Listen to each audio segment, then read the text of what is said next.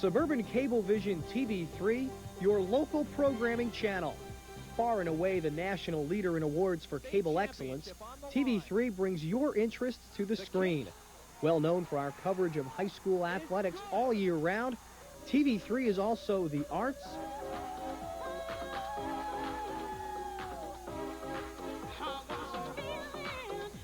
local issues. Thousands of residents of this state, modern technology has become a difficult obstacle in the pursuit of quality living. Aircraft noise is our issue tonight, but as you're about to see, it is not a new issue by any means. And information. Shows with real impact in your neighborhood. TV3 is for you, with your interests at heart. Local programs of excellence, only on Suburban Cablevision TV3.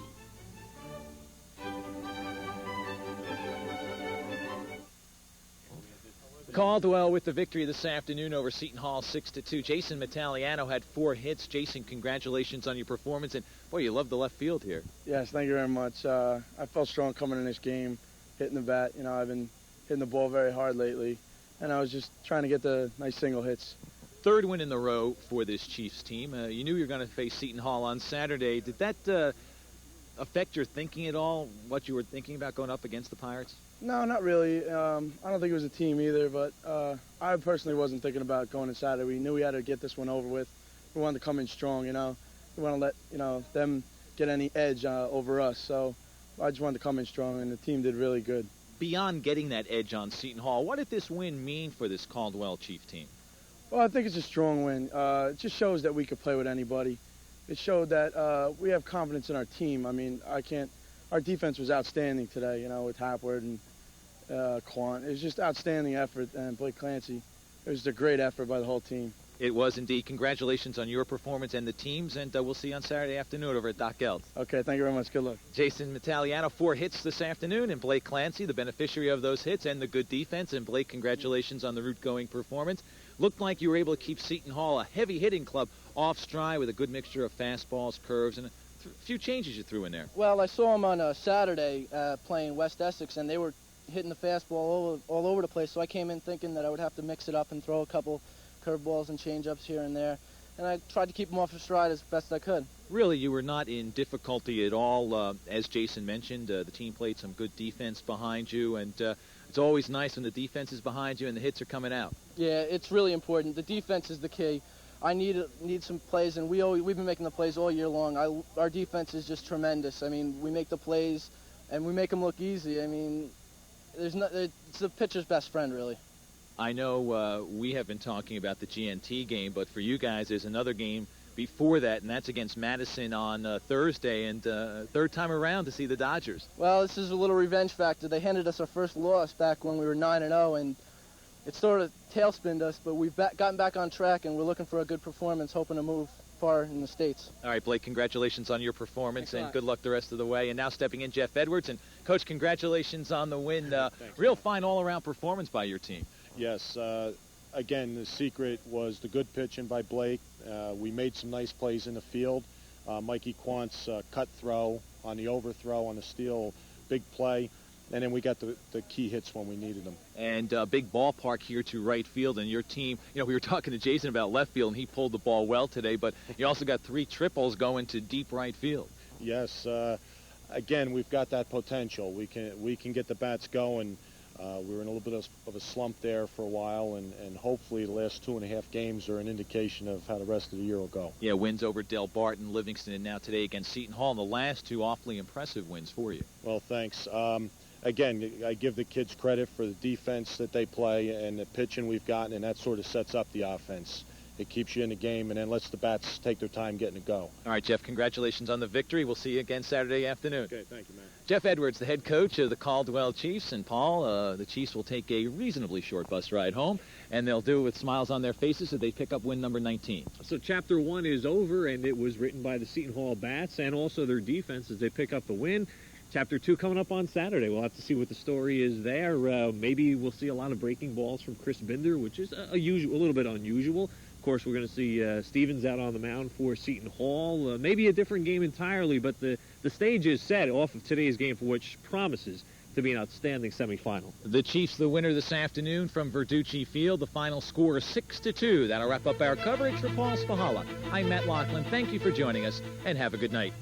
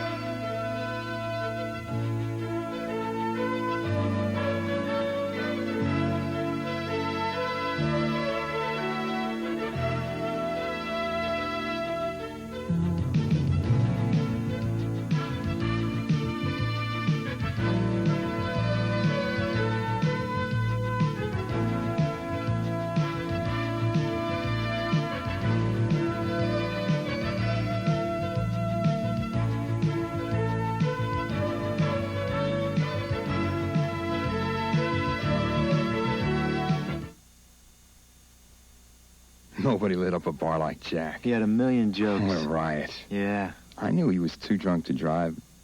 How could I spoil his fun? Take the keys, call a cab, take a stand. Friends don't let friends drive drunk. Catch the fire that sparked Mike Powell's giant leap into the record books. Catch the fire that ignited Greg Louganis' stunning comeback in Seoul. Catch the fire heating up Janet Evans' bid to strike Olympic gold again. Amazing stories of triumph and courage will unfold at the games of the 25th Olympiad. Catch the fire behind the flame. You can see all the major events live and in their entirety with the Olympics Triple Cast. Find out how on our Red, White, and Blue Countdown to Barcelona. Hi, everybody. Don Cricky here with Kathleen Sullivan. The world's getting ready for its biggest sports spectacular, the Summer Olympic Games. Is the man they'll hand the ball to this afternoon, Sandy Lopez. Sandy Lopez has been almost unhittable this season with teams batting just a little bit over 140 against him. He is a hard thrower. He's the consensus #1 pitcher in Essex County. He will go after Seton Hall today with mostly fastballs. He feels that nobody's been able to hit his fastball all season long, and until Seton Hall can prove to him that they can get to him, he's going to go after them with heat. Eastside comes in with 21 wins on the season. Seton Hall won its 20th game of the year earlier this week, the 4th year in a row that the Pirates have come away with 20 wins or more in a season. But this year, a bit of a surprise year because there weren't many guys coming back off of last year's team to play this year. One of them, though, plays center field, Chris Schwarzbeck, and he's having a marvelous campaign. Chris, who bats in the #2 slot, is a fine defensive center fielder, but watch for him to get on base. He walks a lot. He gets hit by pitches an awful lot as well. He's scored over 30 runs. His on-base percentage is just under 600. He makes things happen out of the #2 spot, and he's going to have to be the one to set the table for the big bats that will follow him in the Seton Hall lineup. For Seton Hall, Matt, they need to win today. They're out of the conference, they're out of the state, and they want to knock out the #1 seed. All right, it has been a long time, since 1980, that the top-seeded club won a championship. Eastside in the title search against Seton Hall Prep this afternoon. From Doc Geltz Field, we'll have all the action right after this.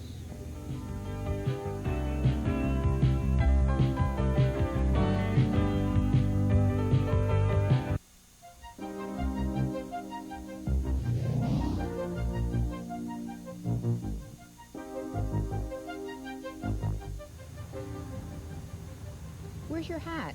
Do you have sunscreen on? No, I'm going to be late for my match. Don't get burned. Exposing your skin to the sun can be hazardous to your health. It can cause painful sunburn, wrinkles, and skin cancer. To protect your skin, stay out of midday summer sun and apply a number 15 sunscreen. You can get an attractive tan with that protection. Clouds don't provide protection since 70% of ultraviolet rays pass through clouds. Light-skinned or dark, we all are at risk from the sun, and the effects are cumulative. So be sun-sensible and have a healthy summer.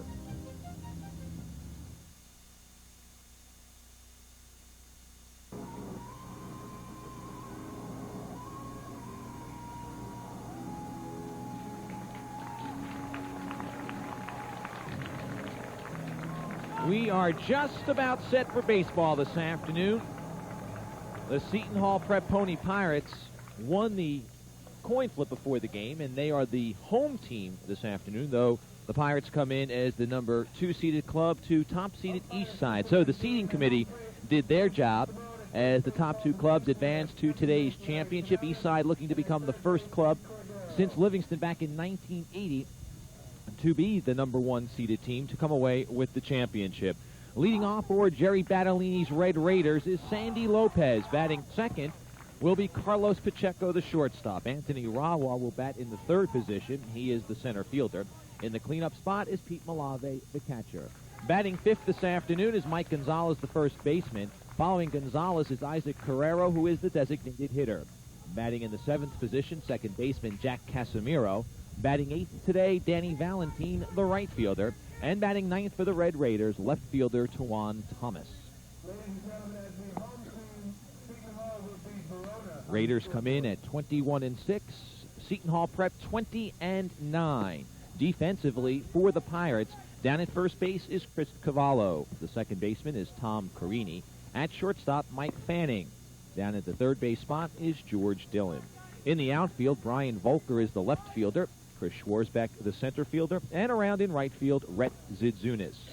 Behind the plate this afternoon, Chris Kuzin. And on the mound, senior right-hander Mike Stevens.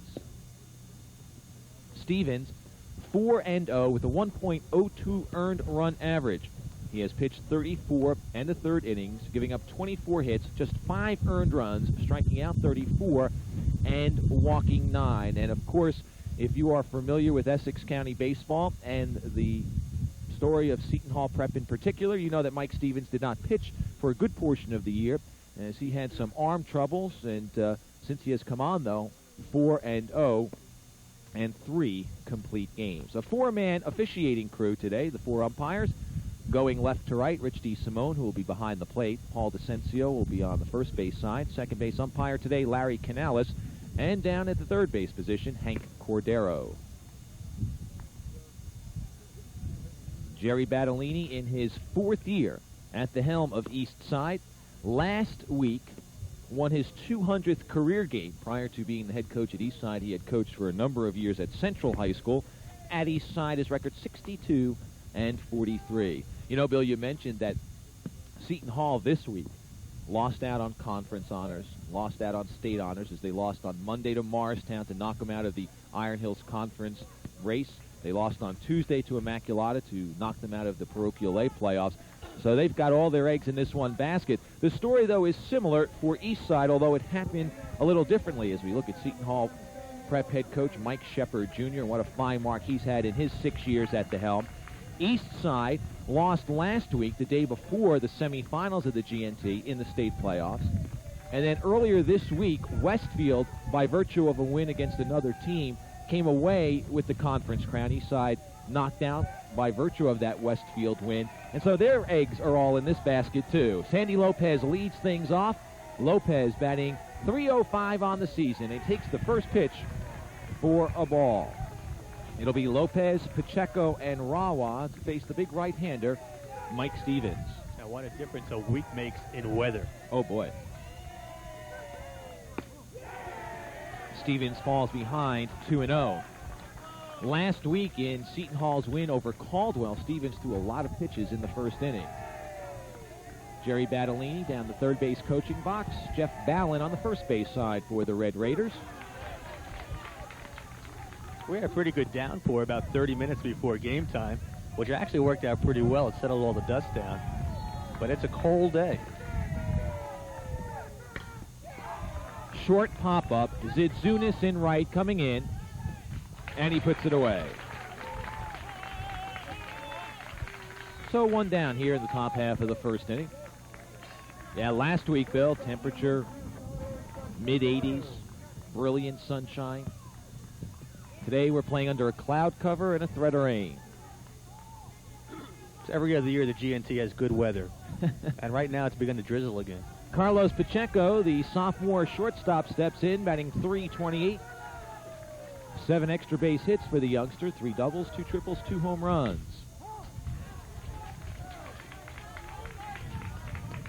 Pacheco a steady glove in the field and has a very good bat for just a youngster. Has scored 17 runs. Has driven in 13, a .384 on-base percentage. As the breaking pitch drops in there for a strike, it's 0-2. It's the breaking pitch that has taken some time to come around for Mike Stevens. It looks like he's very strong at the outset here. Inside with the fastball, it's 1-2. Well, we do have two of the finest pitchers around on the mound this afternoon. Sandy Lopez, perhaps the premier pitcher in the county.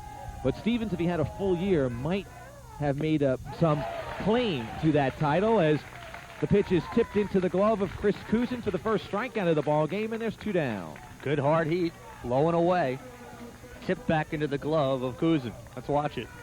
Good location on this pitch. What's Pacheco going to do even if he does hit the ball? Nice and down low.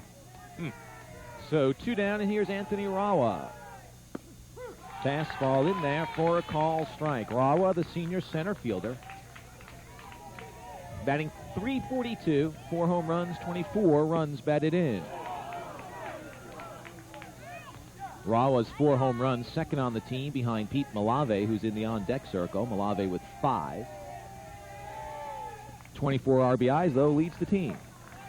One difference I've already noticed from last week is that Stevens is working very, very quickly. Yep. Of course, last week was much hotter. Here's the 2-1. Just missing. It's 3-1. Veteran crew umpiring today.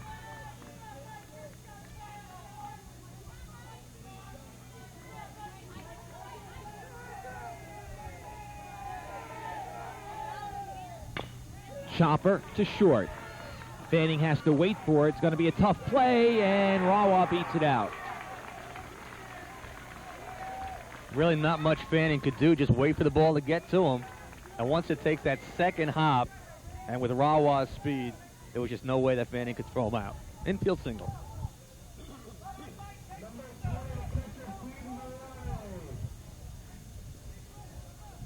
So the first hit of the ball game, and Eastside has a runner on with 2 down for Pete Malave.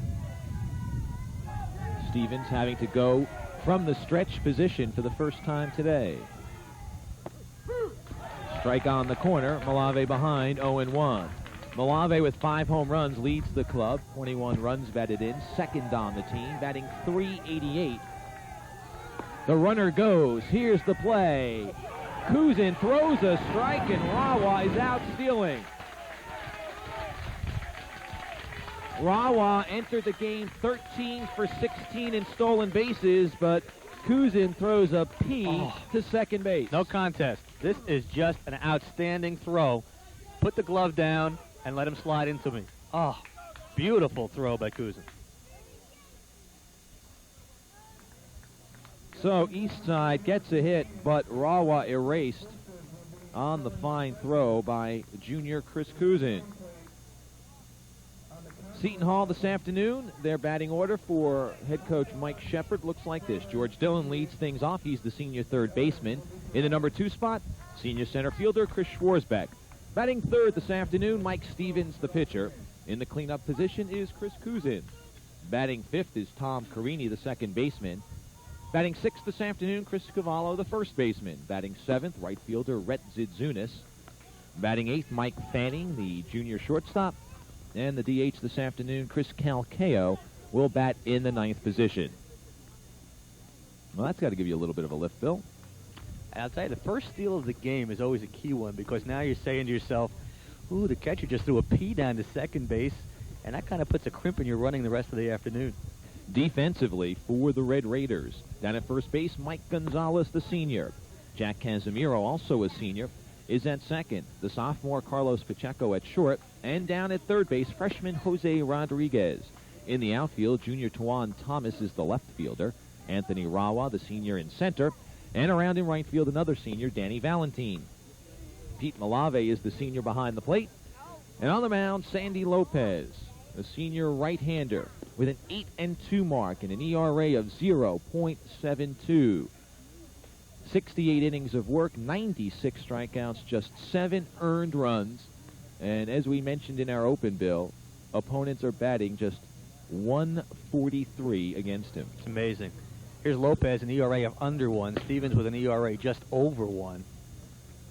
Would you say a run in this game could be big? We'll have to see how East Side reacts in the field. Bill, you pointed it out that during their infield warm-ups, the Red Raiders looked very, very ragged. Wild throws, not able to field the ball. They did not look good in the field, whether it was a case of a little bit of the wet infield from the rain that we had just prior to their arrival, maybe a little bit of nerves. And they were late getting here. But we were watching the infield warm-up, and it was ragged.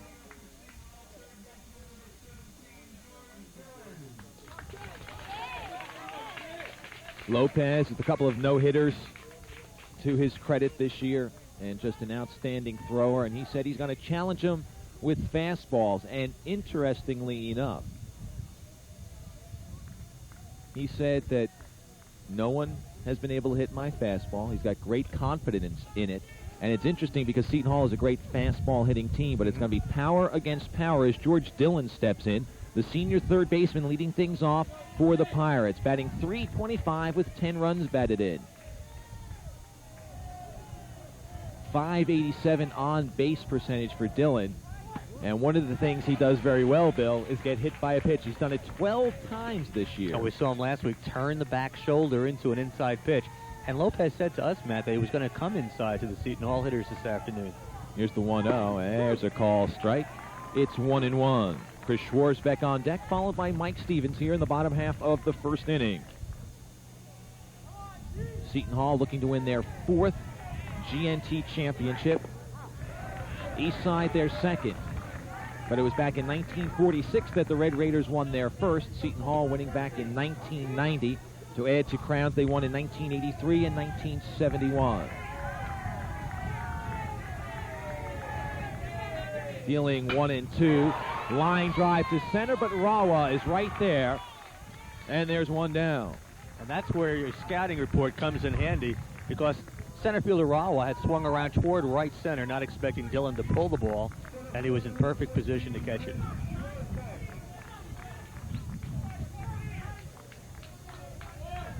So one down, and Chris Schwarzbeck, batting .352 with 16 runs batted in, steps up. Schwarzbeck, an ideal number 2 hitter behind Dillon, and he can take a lot of pitches and work behind in the count and make a pitcher work.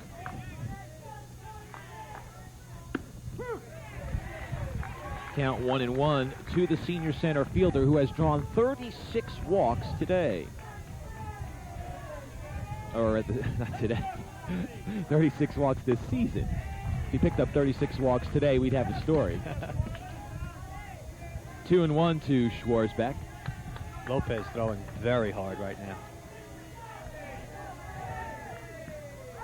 Breaking pitch call, strike 2, it's 2-2. Mike Shepard Jr. down the third base coaching box for Seton Hall Prep. Frank Gately, the junior varsity coach, coaching on the first base side. Late swing by Schwarzbeck, stays alive at 2-2. Schwarzbeck with 7 doubles, has 1 home run. He's been hit by a pitch 7 times. That's 19, the top 2 hitter. Off-speed pitch fouled, and the east side dugout goes diving out of the way as the ball bounded off the top of the dugout, the facing. And the players. That's right. Yeah, right there. Where did it hit? Where did it hit? Right there. That's an east side pennant, by the way, that a player brought with him and taped up to the east side dugout.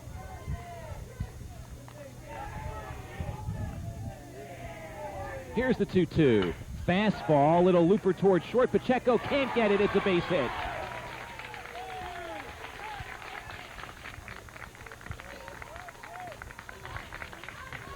Talk about a dying quail, just beyond the reach of shortstop Pacheco. Just a little humpback pop-up to the left side. Watch Pacheco gives it a real nice effort, and just beyond his reach. He was shaded a little more toward the middle of the infield because of the left-handed batter. So each team with a hit in the ball game, and Mike Stevens steps in as Chris Schwarzbeck's on first. Stevens, third on the team in batting with a .385 average, as Lopez has a calling card throw. Last week, you may remember, Seton Hall's philosophy was to run as often as they could. Line drive over the second baseman, Casemiro, into right field. Going to third is Schwarzbach. Holding at first is Stevens. And the Pirates have runners at the corners. Something I wanted to talk about later in the game, Matt, but let's talk about it right now. Lopez pitched against Seton Hall earlier this year. They have seen him. And I was wondering if that would be a factor. And the first three men have hit the ball hard, including this single by Stevens. First and third, one out. Well, we mentioned that Seton Hall is an excellent fastball hitting team, and it is fastballs that they have ripped. Dillon to center. Schwarzbach's base hit was on a fastball, although it was a looper that Pacheco just could not catch. And Stevens with the base hit on the fastball, and maybe Lopez will have to change his thinking a little bit. Chris Cousin steps in. 32 runs batted in on the year for the junior catcher. Second on the team behind Stevens. Ground ball to third. They're going to come home. And Schwarzbach is out.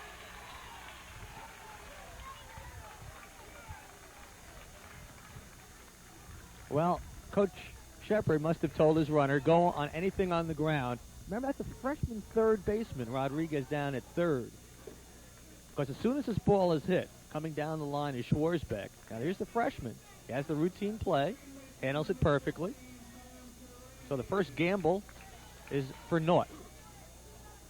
That's the second out of the inning. Runners now at first and second for Tom Carini.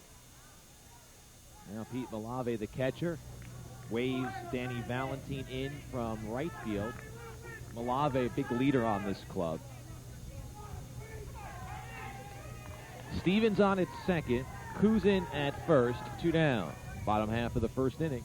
And we are scoreless in this championship game of the 60th annual GNT. Matt, we've done a lot of GNT games at Doc Eltz Field. Thomas in left. I have never seen a left fielder play as shallow as he is right now. Watch where